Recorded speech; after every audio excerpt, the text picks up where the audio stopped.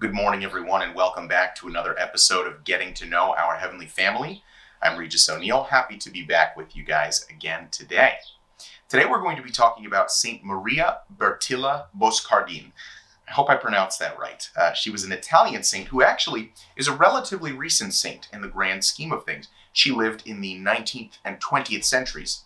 She was born in 1888 in Italy. Now, one of the big things about Saint Maria's life that we can really focus on is her suffering, which began at a very early age. Her father was a violent man, a jealous man. He was an alcoholic, so just not the kind of person that's able to foster a nurturing and loving atmosphere for a child to grow up in.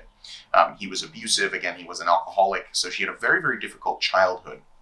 He actually pulled her out of school at a very early age so that she could help do chores around the house and work in the fields. So he stunted her education so that she could help out, just taking care of menial chores and that sort of thing. Very unfortunate.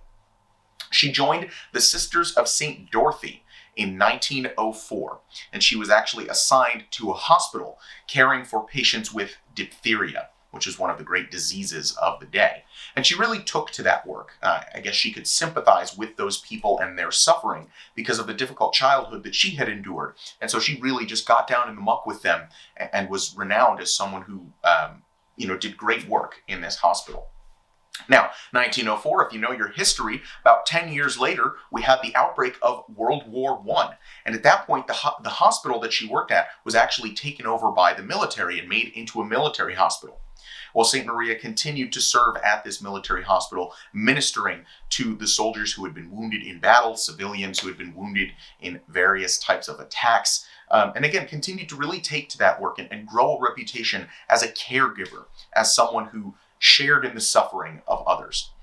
And speaking of suffering, unfortunately, the last few years of St. Maria's life were incredibly painful as she developed a large and painful tumor, which slowly kind of withered her away until she eventually passed away. But she was resolute and strong in her suffering and never allowing herself to despair, probably because of the experience of suffering that she'd had for her entire life. This wasn't new for her. This was what she had been given, and she was going to do the best with it that she possibly could.